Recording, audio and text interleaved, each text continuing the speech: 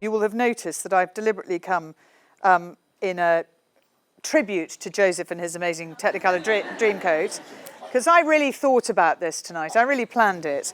And the first question I want to ask Andrew, really for the benefit of his wife, Madeline, who is here, is where have you been today and what have you been doing? Because she doesn't know. Well, I'm supposed to have been looking at the score of the new movie of Cats. But actually, I've been playing with my puppy, Mojito. I got a lovely little Havanese puppy. I'm 71 now, and I never, ever thought I'd live to say that I actually like a dog. Because you are, as the man you know who wrote Cats, you are a cat man, aren't you? I am a cat man, and I will always be a cat man. But I have been converted to this little Havanese puppy, because Glenn Close has got a little Havanese puppy. Oh, and good name drop, love it. Yeah, it's a very good name drop. So because, Glenn introduced you to the Havanese. Yeah, because when I do something with Glenn occasionally, rather like we're doing together, she has her little Havanese in a chair in the middle, you see. And Pip is the Havanese dog's name. And whenever we get to the word cats, Pip, who's always been asleep, goes, you see. And it's become part of our act. And so anyway, we bought this little puppy because Glenn recommended it to us, and he's adorable, absolutely lovely. Well, but you have actually been working today as well. I have, yes. It's interesting. I've been kind of asked to come in on the movie of Cats at the last minute. It's I think, going to be a really rather wonderful movie. It's Tom Hooper's version of Cats rather than mine. Tom Hooper is the director of The King's Speech and Danish Girl and Les Miserables. It's got the most amazing cast. So it has. James Corden's in it, Idris Elba's in it, Judi Dench is in it, Ian McKellen's in it, and most significant in terms of a collaboration in music, Taylor Swift. Yeah, Taylor's in it, and we've written a new song for it. But I've been slightly on the outside of it, and I must say, seeing it coming together again, you know, as I have in bits, but today, it's really going to be, I think, quite exciting. Although I don't know what it's going to look like, because, of course, they're not cats yet. They're all humans, and they get turned into cats by some strange CGI osmosis. And so I reserve my judgment until I see them as cats, but I'm getting quite excited. So as a creation, do you still own it? No, you see, it's one of those funny things. It was sold years and years and years ago. When I say years ago, I mean it, 30 years ago, I guess. The stage show came on in 1981, and I was 31 years old then. And the funny thing is, you know, you can't get involved with really trying to recreate something that you wrote all those years ago. It was sold, I guess, probably in the late 80s, early 90s. And I never thought it was going to get made. And then 3 years ago, there was talk of it. And I got very excited about that. But I just didn't feel I could get too close to it. Because, you know, it's like going over something you did years and years ago and not really knowing whether you can add anything to it now. But it's got some very, very intriguing things. And the one thing it did need was a new song. And it's called Beautiful Ghosts. It's called Beautiful Ghosts. And yep. Taylor's written the lyrics, has she? Yeah, she's written the lyrics, and she's in it. But she doesn't sing the song in the movie. And that, in a way, I think makes it kind of really rather exciting, because it's actually written for a character who, in our stage show, doesn't sing at all, which is Victoria, the little white cat, who is the ballerina dancer, cat. Yeah. And in the movie, it's been rewritten that she is the person who is the new kid on the block, as it were, and everything is being told to her. And she has to have a point of view, I think, I thought that she did. And so we wrote the song to give her that point of view. It was great. I mean, I met Taylor, and Taylor came. She's actually playing the girl who knows Macavity, the mystery cat, and she's one of Macavity's friends, and she sings Macavity in the movie. And she came to rehearse it with me, and I just thought, do you know what? I'm going to play her the new tune. And she said, I gather there is a new song in this. I'd also like to, so we played the song, and she said, can I do the lyric? And she wrote it absolutely immediately.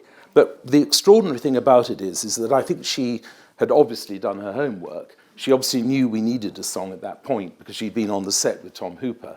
But what was really interesting is that I think she'd read her T.S. Eliot, because the lyric is all about the central point of Cats. I mean, Cats is, in one sense, it's a dance show. Yes, of course it is. In one sense, it's about a whole load of poems that I set when I was a kid. I mean, when I put it another way, I mean, they were read to me by my mum when I was a kid, and I set them because I was interested to see if I could set that poetry to music. But you also had this amazing, and I don't think it was just luck, serendipity, let's call it, that T.S. Eliot's widow, Valerie, yes, came to you and said, there is a poem that has never been published. Oh, yeah, but that was later along the line. But I started writing the Cats poems because I wanted to see if I could set existing verse to music. Because when I was writing with Tim Rice, although we always agreed the storylines and the stories that we were going to write, I wrote the music first. And I always wondered whether I could write the music, the other way round, whether I could set existing verse. And so I got really excited about the idea of possibly doing Opossum's book, Practical Cats, before I knew that it was ever going to be a stage show. And I then got to meet Valerie Elliott, and it was because I met Valerie, and she quite liked what I'd written, that she told me about the other things that Tom Elliott had written.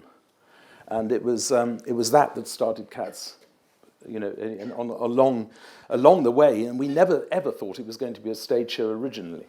We will talk about all of the shows, and I know you'll bring up ones that I might not touch on here, but instead of going chronologically through your life, I wanted to take a sort of a view of you and your work and challenge you really into whether this is true or not. So in a review written about Andrew, it was said he took the British musical and turned a cottage industry into a global phenomenon. Now, you don't do that by accident. You have to be a pretty special individual. So would it be fair, I'm going to throw some adjectives at you and you can say whether they're true or not and tell me a story to support it. Would it be fair to say you are romantic? Well, there are lots of adjectives that I'd like to describe myself. I have many more romantic. here. But I'm going to speak up on one thing. No, you don't ever do anything except by accident. I mean, I never sat down and thought, I'm going to turn the British musical around. I mean, I was a kid. I loved musicals. I had the chance, a wonderful, wonderful weekend when I was 8 years old. I loved musicals. I was allowed to go and see My Fair Lady. And that weekend, actually I was a tiny bit older, I saw West Side Story over that, it was the school holidays, and I saw South Pacific on screen, and that really resonated with me, and made my love of Rodgers and Hammerstein permanent. From that moment, I just loved Rodgers and Hammerstein. And West Side Story, of course, you see, that was and Gigi. And I had this extraordinary moment when I saw all of these things, and something that I loved because my parents were musical, but my mother was a piano teacher, my father was a composer, but he was an organist, and he was also the senior professor of composition at the Royal College of Music. But our family was all about music. It wasn't about good music or bad music. All music was either good or bad, if that makes any sense. And so it was all kinds of music in the house. And I just loved musical theatre. And I have to say I was incredibly unfashionable because in my time, people didn't really like that. But there was one other ingredient that I had because, I don't know, some of you may remember, but there was a programme on ITV on Saturday nights called Oh Boy. And it was you see, we've got an audience of a certain age here. And this incredible show, it always resonated with me because it was about pop of the day and pop and rock. And it was set in the Hackney Empire. And it was all about cameras swooping over the audience. And you saw this, and it was theatre on television. And I just thought rock was theatre. So I had this luck of seeing rock and roll on television done in a theatre. And then, of course, Sunday night at the London Palladium, which was another thing, but that used a theatre as well. So theatre to me was always about all kinds of music. It wasn't just about Rodgers and Hammerstein or West Side Story or anything. It was about everything. And so when I started to write for the theatre, I never thought about anything other than it's theatre. And, I always remember, actually, I wrote a fan letter to Richard Rodgers when I was a little boy. And I just said, I love your work. And then he asked me to the opening night of The Sound of Music. And I was, I'm trying to remember, it was 1961 it opened, so I was 13. And he asked me to the opening night, and I said to all my friends at school, do you know, I'd go to the opening night of The Sound of Music. It's absolutely fantastic. And I got into the school next morning, and all the reviews were laid out for me, and they were the worst reviews you ever read in your life. Everybody said it was sentimental twaddle and this, that, and the other. And all my friends at school said, look what's happened to your heroes. And I always remember one review, because it stayed with me all my life, which was, if you're diabetic and craving extra sweet things, take a load of extra insulin and you will not fail to thrill to the sound of music. And outside the theatre, outside the Palace Theatre for 8 years was, you will not fail to thrill to the sound of music. And I thought, that's my first lesson in creative theatre advertising. I love that, but I do think that also partially answers the question. Yes, you and are romantic. The Sound of Music is a fabulous musical. It's like trying to ride a runaway horse. I'll just let him go. Let him go. What other adjectives have you in mind? No. I just wanted to further press the romantic side. Yeah. Because I think also Phantom of the Opera is that's hugely driven. But intriguingly, the first musical I wrote was Joseph and the Amazing Technicolor Dreamcoat, Jesus Christ Superstar, Evita, which was not high romance, my favourite musical of all time, Jeeves, which sadly is no longer performed, but we'll leave that alone, Cats. And I didn't get to write a high romance until Phantom of the Opera. And because Phantom is such a big, show, everybody associates me with romance. And of course I'm a romantic, but I also love my rock and roll, which also is high romance. Exactly. And I do think that the whole passion for it comes from a need to tell good stories. And the music tells the story as much as the lyrics do. A story is the most important thing you can have for a musical. I mean, the reason why, going back to Joseph, is why it works. Tim Rice and I were asked to write that for a school. And the reason why the Joseph story works is because it's a wonderful story about, in the end, redemption. I always find, in one sense, one of the things that I'm most proud of, in a way, is how we wrote something for 20 minutes for a load of school kids, and the central part of that is "Close every door to me. Children of Israel are never alone." That's the whole centre of Joseph, and then at the end of it, of course, that he redeems his brothers. That's the whole point, and that's why Joseph works as a story. And I think that a good story is absolutely essential. I'm going to have to admit that Cats is the exception to the rule, but that's another thing altogether. But I do think that great musicals normally have a great story. I think that a great musical score struggles with a not very good story, but a great story can sometimes sustain a score that may not be that brilliant. My next adjective for you is obsessive. Are you obsessive? Not particularly, actually. Only about... I'm looking at your wife. What interviews I give. No. I'm obsessive about the things that I am passionate about, and I'm very passionate about architecture. I believe hugely in the environment being, and the built environment being something that, because I love architecture and art, that's the thing I would have done, I think, if I hadn't gone into musical theatre. But I am really, really passionate about the importance, as that little clip says, about how music and education is something that we are absolutely, the arts in education, frankly, but how we're neglecting those at our peril. Because, I've been involved with schemes now with schools where schools have been turned around by very, very simple things like giving children a violin when they arrive. And there's a school in Highbury, which is where I got really excited about this scheme, where every kid gets a violin free when they arrive there. And they then get a free music lesson for the rest of their school days. And the school there turned around. It was in what they call special measures. And it absolutely turned around from that moment.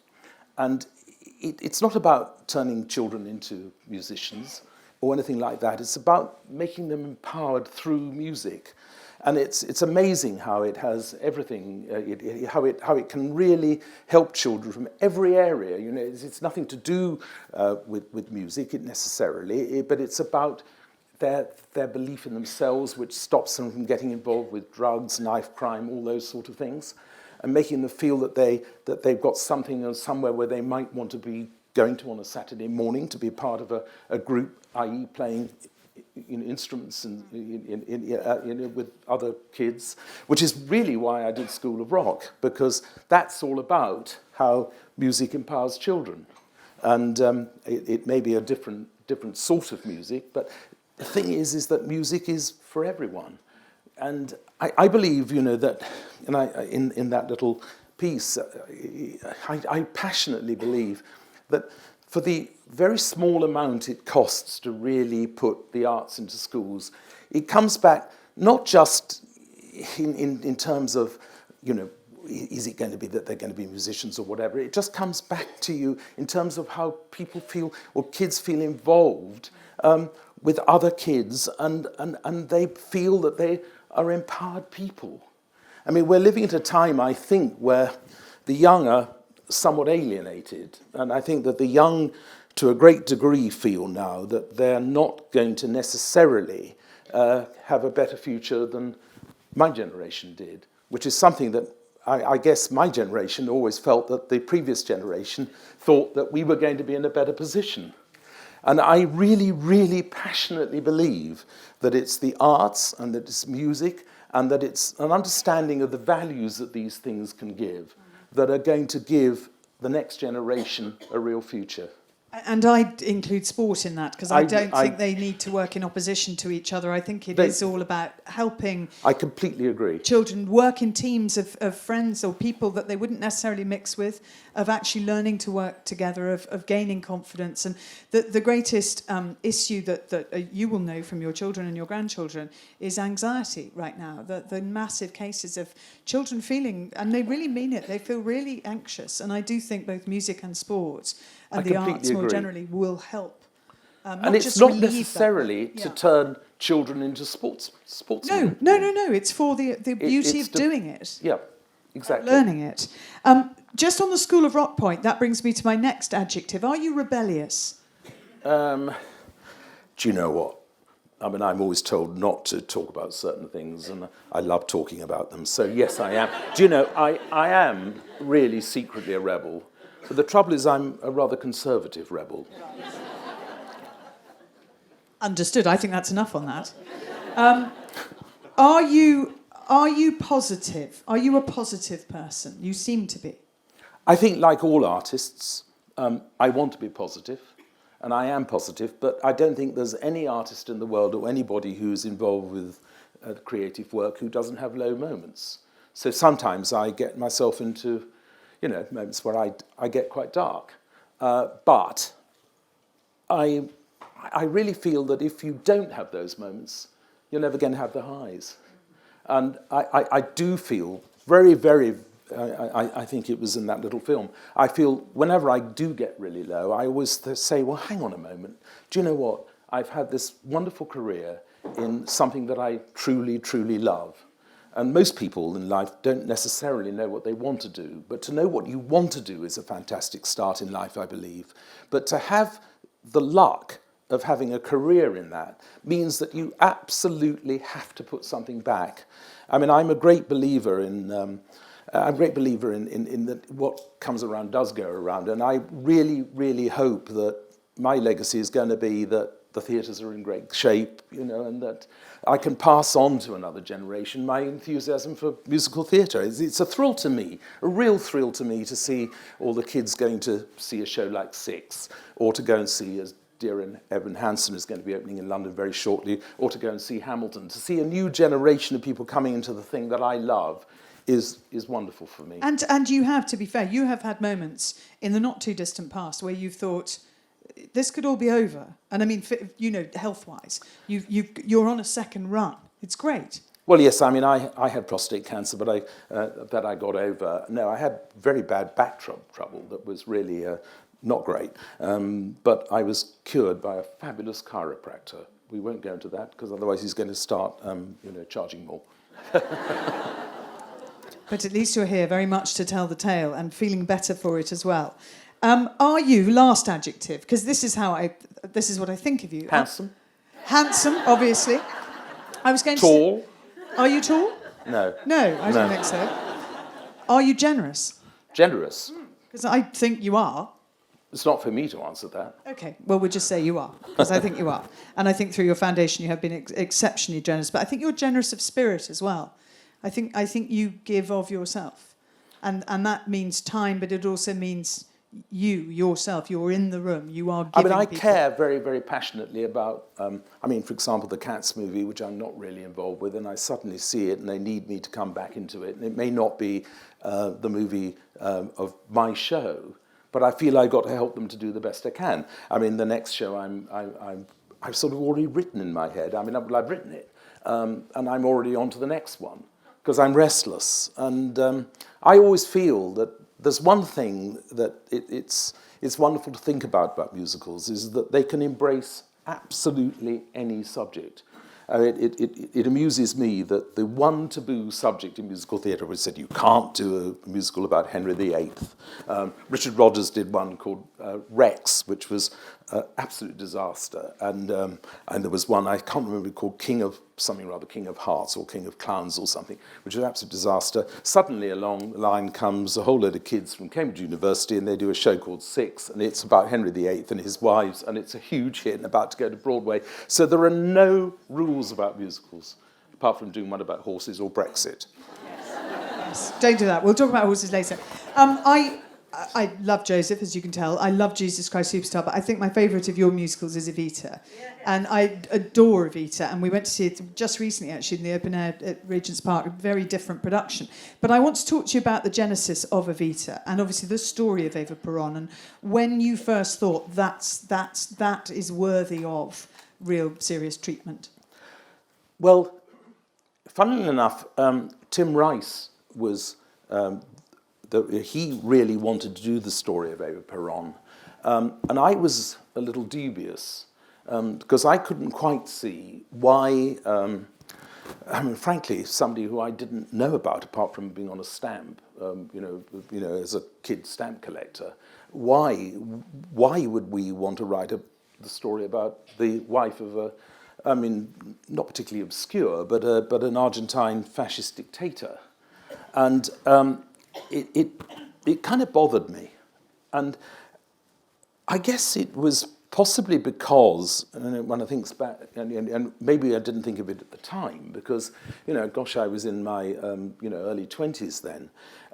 But the thing about Eva Peron and the Peron regime is that they basically came to power in what was then one of the most liberal of the Latin American countries. Argentina was, in those days, very, very prosperous. Get it into perspective, the British had a huge, huge presence there. There was a Harrods in Buenos Aires. La Prensa was the equivalent, I suppose, of the London Times or the New York Times. It was a liberal newspaper. And somehow they got themselves to power using trades union power, very much to get there. And I don't know, maybe it was, I think back on it, I didn't consciously think of it at the time, but maybe it was because of what had happened in Britain. In 1974, the elected government had been overthrown by a miners' strike, and it suddenly, there was talk about private armies. Some of you may remember all of that. And I don't know, it maybe resonated with me that perhaps what we were saying was that an attractive extremist is the most dangerous of the lot. And I don't know, I thought about it a great deal. I suppose in my rather sort of naive way then, my first thought was not just that, but how do I get into this story? And how do I write it? What is there about Eva Peron that I could do to make it work dramatically? And I had this, I remembered seeing that, I'm going to put this another way. I remembered seeing Judy Garland when she was at the end of her career. I went to go and see her in The Talk of the Town, and she was basically pretty much out of it. And she came on and she tried to sing the trolley song, and she gave up. And the audience was booing. She was late, and she then sang Over the Rainbow. And it was like seeing, because she couldn't sing it, it was like seeing a kind of little bird crushed in your hand in front of you. It was awful. I mean, because I just went to see the film, which is all about that, and actually which I haven't seen I yet. almost didn't believe that they could have booed her, but you were there. Yeah, well, I was there. I haven't seen the film, which I really, really want to see. But I did see that moment. And I thought, if I could turn an anthem for Eva Peron at the top of her power into something that could crush her, then I got the way in dramatically. And then I wrote Don't Cry For Me, Argentina, or what became the melody of that, or the words. And that's how I did it. But, I mean, of all the shows that I've written, I find it the most difficult to watch. Really? Yeah, because I don't relate to her. Gosh. And you've seen an awful lot of people play her. Yeah, and it's not to say that they haven't played her brilliantly, but it's still that moment where I feel, you come back to whether I'm a romantic, I like to give, really myself to the character that I'm writing about. And I never felt with that, that I could totally give myself to that person. I had to kind of distance myself from her. So I tried to do as professional a job as I could, and I tried to make people care about her, but yet I didn't really want them to care about her. It's a very difficult thing to say, and I can't really put that into words. I just did the best I could. But I think that the conflict of that actually is a huge part of it, of the drama of the piece. Yes, because it still feels really current. We don't say, at any point do we say in the piece that we approve of Eva. No point do we do that. But in a way, it comes back to what I said about when I said that I hadn't written anything romantic till I did Phantom of the Opera. It was a funny thing that Hal Prince, who directed Evita, we became very close. And it was a little while after Evita, obviously, that I said to Hal, we went to a Tony Award it was a drinks party for Tony Award nominees. And Hal had directed, frankly, a hopeless musical. And I'd been nominated for a musical that was never going to win.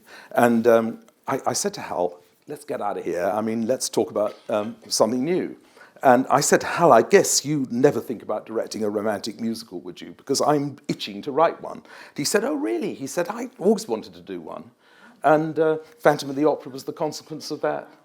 And, we kind of was like two people, he much older than me in a way, but like two people who really wanted to let something, which was a kind of cauldron, I felt, in Hal, who was a great, great showman.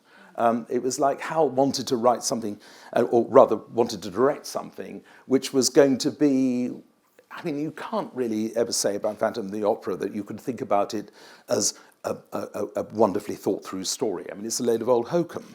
But the thing about it is that it's a load of old hokum directed by a master, and that's what Hal was. And Hal was, in my view, the last of the really, really great old school American directors. And it's one of the great moments for me that a guy who I saw his productions when I was at school. I saw Cabaret when it was at the Palace Theatre, and I thought, I have to work with this man.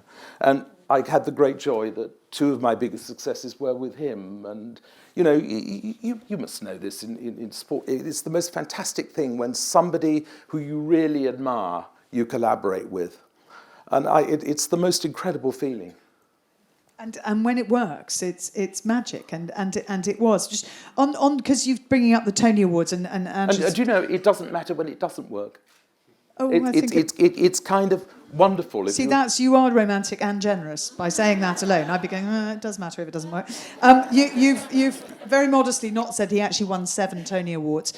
Also an Oscar for Best Original Song for You Must Love Me, which was obviously the addition to the film version of Evita. Now, can I ask you a quick question about awards and the Oscars generally, and Madonna and all of that? What was it like? It's just my question. Madonna or the Oscars? Well, both. Well, I can say that I'm one of the very few people who's actually been to church with Madonna. Maybe the wrong forum to say this, but it was... It's absolutely true. So it won't go anywhere else, you see. No, I mean, working with Madonna, she's an extreme pro, you know, and she was absolutely focused on playing the role of Evita. I don't think anybody else could have really played it. I think she was. I think she was almost sort of. I remember seeing her when she first started, and she did the first video of Material Girl. And I remember calling Tim Rice and saying, "I don't know who this girl is, but she's almost playing the role of Eva Peron." And she was. I mean, she did the whole thing about taking off my fur and giving it to them. I'm not a material girl and everything. And it was kind of like she was playing Ava then. And it was an act. But she was incredibly professional. And I remember the afternoon that we recorded You Must Love Me. And it was great, actually, because I played the piano and we then redid it again. But it was fascinating. She wanted to do all of the last scenes live on set. I mean, it's often said that the movie of Les Miserables was the one that had all the live vocals on it, but she did all that live, all of that. All of the last 20 minutes was live. And she was, I mean, really, really focused. But of course, it's wonderful to leave, you know, sorry, I get a Freudian slip there. I left my Oscar behind. Madeline knows about that. I left it on the table afterwards. I got so excited about winning the Oscar, I just left it, and somebody said, "You left something behind." So I said, "Oh God, yes, it's the Oscar." So you didn't lose it. Lucky you didn't No, leave it there no, forever. I It's not didn't, no. still there No. on a table somewhere. No, I don't think so. Oh, good. But was it a fun night? Did you actually get to enjoy it? No. No, of course not. No. Award nights are absolute purgatory. But I'm lucky now because I can be a bit sanguine about them. Yes. You know, so I sort of... See, I love them because I make That's it... because you present them. No. And it's not because I win them either. I go to an award ceremony with the express purpose of making a new best friend. So at the BAFTAs at the beginning of this year, my new best friend was going to be Phoebe Waller-Bridge. And I made it happen. I have her number. Touché. Yeah. Well, And I think that makes it fun. So you did that with Hal Prince. Brilliant. Well, there wasn't an award ceremony. Well, you said it was the Tonys originally. No. That was when we talked about Yes, doing... but I know that didn't Phantom. happen this time at the Oscars, but maybe that's because you won. So you had to be sort of serious. You couldn't just make a new best friend. No, maybe not. But Phoebe's very good news. Yeah. She is good news. Yeah. Exactly. Excellent. I'm going to try and work with her one day when I have my acting career that I dream about. Now, have you, by the way, just thinking of the sort of the people now and someone like Phoebe, but Lady Gaga, do you look at Lady Gaga and think, gosh, I'd love to write something for you? I don't ever think about writing for a performer specifically, no. I mean, I suppose coming back to the idea of writing for musicals is that I want a subject. And when you've got the subject, you then think about who's the right person to have in it, rather than... I don't think... I mean, I think it's wonderful. I mean, I never, ever imagined that I'd have a song of mine recorded by Taylor Swift or that she'd write a lyric for me, but I didn't set out for that. I don't... No, the only time I've ever wanted anything of mine recorded, actually it's twice, was when I wanted a song of mine recorded by Elvis Presley, which I achieved, and with Tim Rice, and a song recorded by the Everly Brothers. And once I'd achieved that, I actually thought I might retire for a week, because there's very, very few places you can go after having a song recorded by Elvis or the Everly Brothers, really. No, you don't think about writing a song for anybody specifically. Although when you hear some of the incredible artists that are around, I mean, the new artists who are coming on stream now, you often think it'd be great if they did record a song, but not that you'd write one. No, I just think she's a great actress as well, and I think she would play a part that... Anyway, Cinderella is your next project, isn't it? Written by Emerald Fennell, who, of course, wrote the second series of Killing Eve. So it's a very Good alternative tie-in. Cinderella. Is it? It's Yeah. Oh, okay. Yeah. Are you allowed to tell us anything? Well, I can tell you a little bit, is that she is a goth. She doesn't fit in. The Ugly Sisters are two of the most gorgeous girls you'll ever see in your life. Prince Charming isn't in the story until the very end, and it's all about his younger brother, who's not particularly good-looking or beautiful, and everything is upside down. But It's a good score, I think. We're trying to work out whether to open on Broadway or London, which is entirely, when I say trying to work out, it's entirely about the fact that there are no theatres. Broadway is having such a purple patch at the moment, there aren't any theatres to open there. And in London, even though I've got my theatres, there's nothing free. And it's an extraordinary time, really, for musicals, because they are taking off. Live entertainment has taken off, as we all know, in all forms in the last few years. And theatres are at a premium. We need more of them. There's a challenge for everyone. It is. It's finding a place to put them. Thinking about Broadway and the West End, and obviously you beat the Rodgers and Hammerstein record in terms of musicals on Broadway. Equalled. To be beaten one day, maybe. I don't know. Like to set your challenge. What's the difference when a show is on in America and a show is on here? What for you are the differences in the way the audience enjoy or consume it and the way it is promoted and what you deal with in the surround sound around it? Well, I guess if one's being truthful, Broadway always will be the home of the musical, really. I mean, there's something about a show on Broadway, something about opening there that for somebody who is a musical theatre nut like myself, it is the ultimate ambition. I was very proud that we opened School of Rock on Broadway, but it was an American story, so it was right to do it. There isn't a difference really between the audiences, really. I think that the same audience will always ultimately love. I mean, the same audience loves Hamilton in London as loves it in America. And I think that I've been lucky enough with my shows that they've mostly started in London, or in fact, all my big ones have really started in London. And then they've gone to New York and they've been well received there. So I think that also today, the way that everything has now gone with the way the media is working now, musical theatre is pretty universal, and you could probably open a show just as well now, in a way, in London as you could in maybe Australia or anywhere. It's pretty extraordinary how but the appetite though for musicals is always going to be, I think, in one sense, first in America. And when you go to work in countries where maybe they don't speak English, or the culture is very different, what happens and how do things go down? Well, it depends on the country. I mean, it really does. I mean, for example, in China, where I've been lucky to have had musicals now for quite a long time, there's a certain cachet, a bit like watching opera in a way, of the musicals being in English. They are often translated into Mandarin, but I mean, this is a generalization, but the audiences in sort of Shanghai, Beijing, or wherever, they rather like the original language, and then they have surtitles, a little bit like, as I say, going to the opera.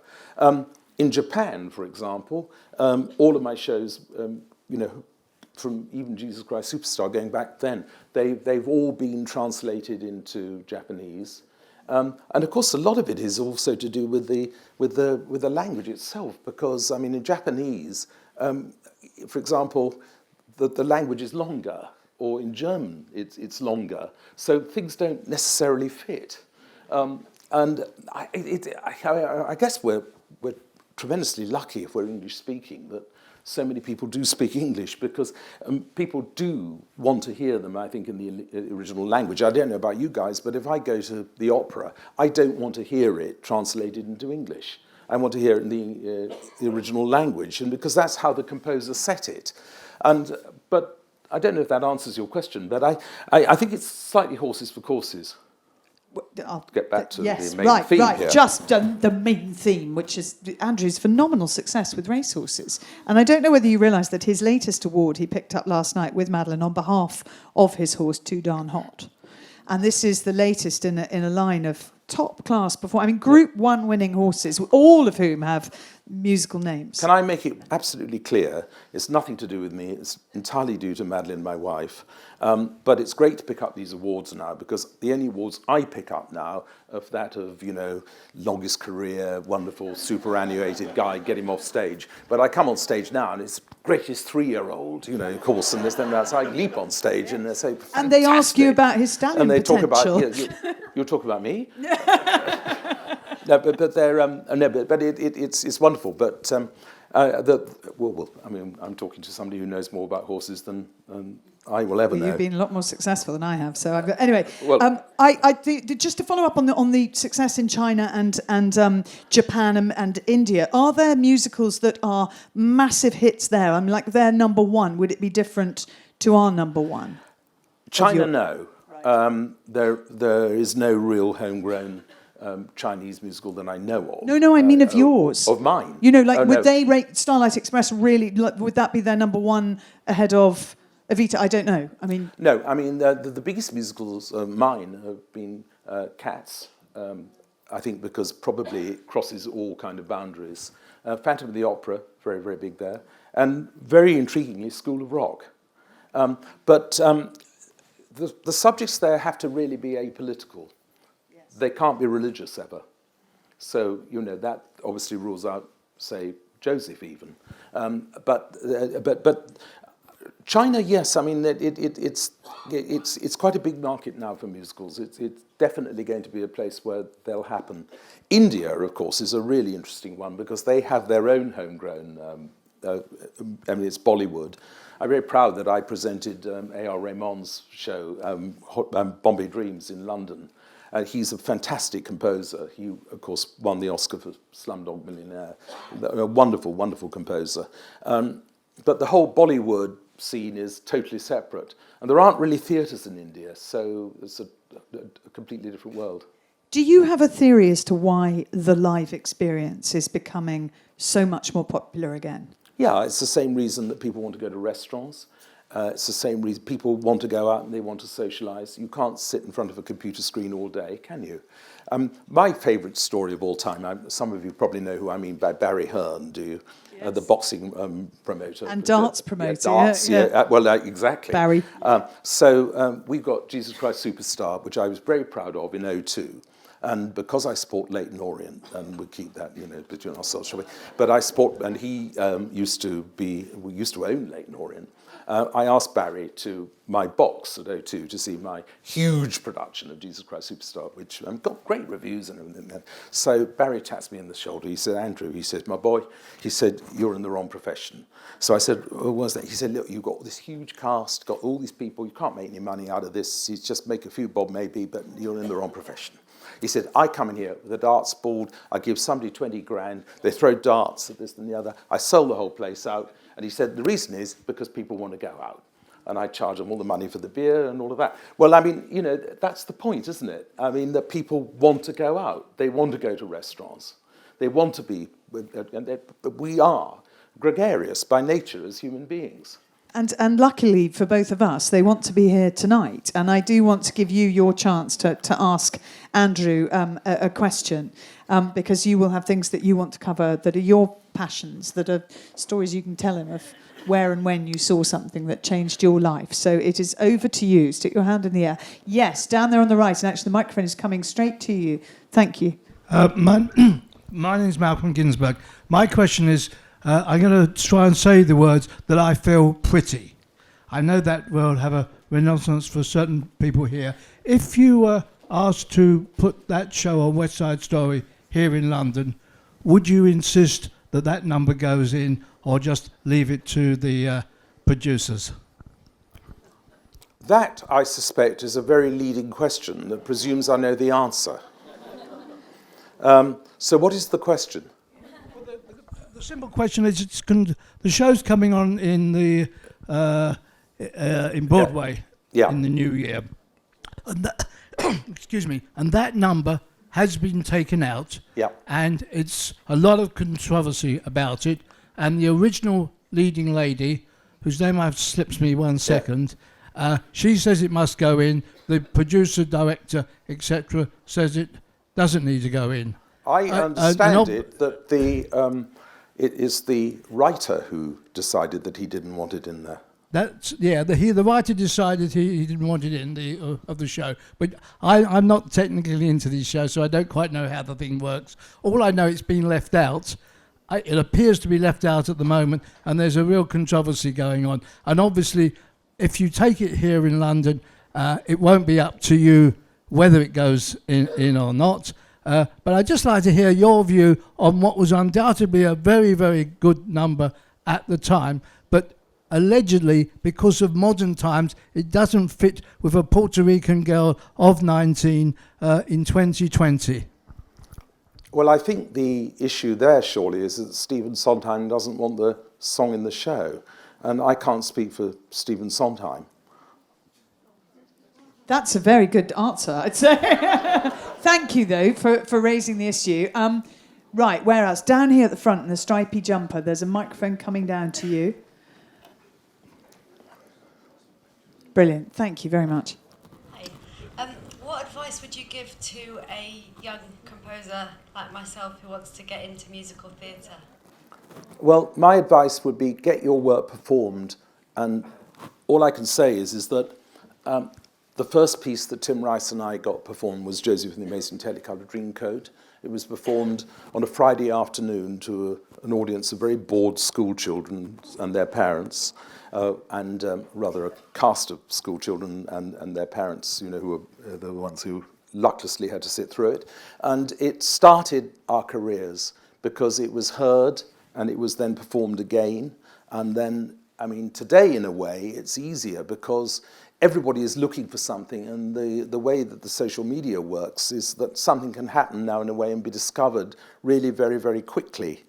And I just feel the really central thing is get your work performed, get it performed by as good a cast as you can get, or it doesn't even matter if they're not great, but just get it done and it'll get discovered, in my view, if it's any good. And actually the huge benefit you have today that Andrew didn't have in the 1970s, and I certainly didn't have when I started broadcasting, was you can self-publish. You can broadcast that yourself. You can get that on YouTube. You can get that to an audience all around the world. And if it's good enough, it'll fly. Be bold. Right, I've got one there that's microphone's coming to you, and then I'll come to you down the front. You'll be pleased to know you're not the only Leyton Orient supporter in the room. Oh, look at that. I know we're not alone, thank goodness. I'm very worried about the result in the cup, though. Yes, absolutely. Out of everything that you've been involved in, is there one song that stands out for you among any other? No, because it's like being asked, have I got a show that's my favourite? And in the end, they're a bit like kids. You've got particular reasons for loving them, particular reasons for not loving them, but they're all things that, in your life, they were important in your life. And so for me to say I got a favourite song would be just wrong, really, because I can't really single one out. And I'd probably change my mind if I did. Down in the centre there. Thank you. Firstly, I'd say I was one of those kids 51 years ago at Collick Court who performed in that original. Were you really? Yes. Yes. And your voice is broken now. Only.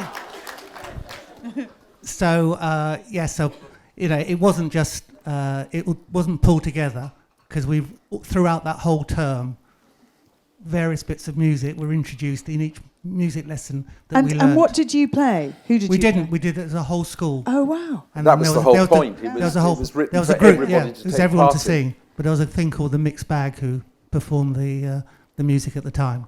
But I've tried to do my small thing in musicals and help develop new musicals, and therefore set up a production company which is now co-producing 6. So. Is it really? Yeah. Well done. Oh, that's a brilliant story. But so all that started 51 years ago. You should take his review of 6. I know. Whichever words make sense So that you want to use. It's only on Broadway. It's only on Broadway. I know, but still, with him having said it, still sounds good, doesn't it? But the question is, when's Love Never Dies coming back? Well, very fortunately, the Australian production of Love Never Dies, which got everything, I think, as right as we got it wrong in London, has successfully toured the USA.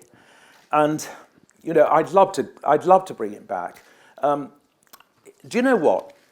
It's very likely it'll come back, but I don't think it's for me to bring it back. I think it's for another producer. I feel that I need to get on and write my next piece. I've almost completed Cinderella in my head. I know what I'd like to write, or the subject I'd like to write about next. And, you know, I just feel that I don't want to look backwards. And it's not trying to be evasive. I'd love Love Never Dies to come back to Britain.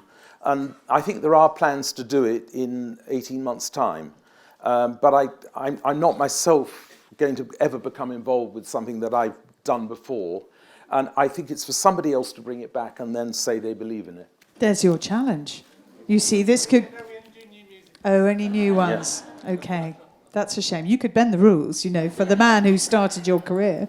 Anyway, there was a hand up over here. Yes, there are two right close to each other there. If you sprint up those steps. Well done, and we'll hand one to the... Yeah, go for it. I'm really interested to see the new movie of Cats that's coming along, I think, next month. So am I. I'm particularly interested because Francesca Hayward is featured in this movie. I saw her some months ago at Covent Garden, where she danced in Onegin as the younger sister of Tatiana. And she was an exquisite performer in every way. And I'm sure she's going to be wonderful in the movie. I just wondered how you came about, or how somebody came about, to pick this wonderful young talent for this movie. Well, first, I completely agree with you. I wish I could say it was me. Tom Hooper, who's the director, has been entirely responsible for the casting of the movie. My role on the movie is really limited to the fact that because it was sold so long ago, that I have approval over some of the areas of the music.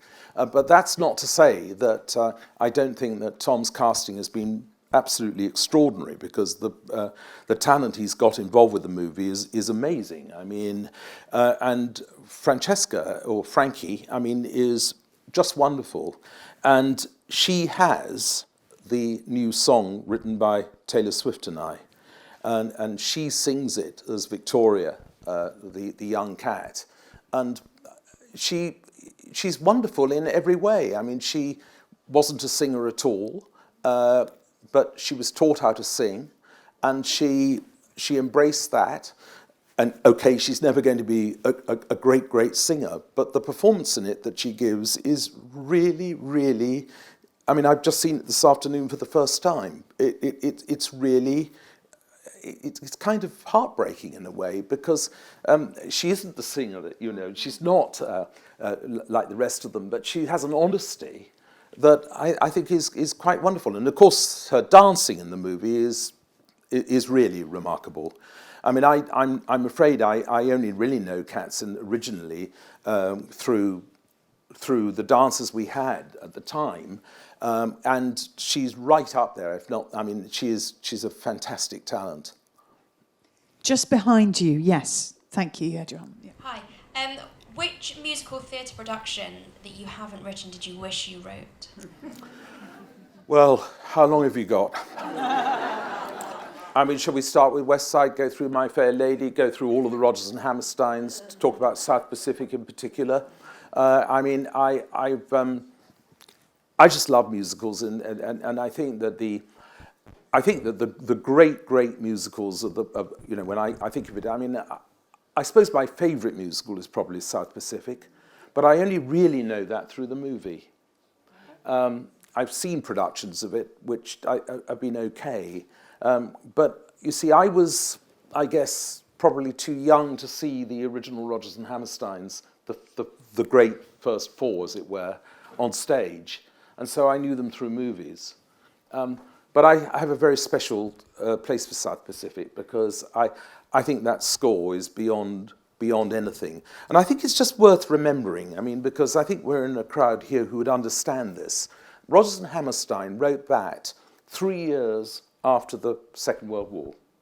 And they wrote it about, they pieced together a series of stories of tales of the South Pacific. And they made this extraordinary musical out of, a disparate set of stories.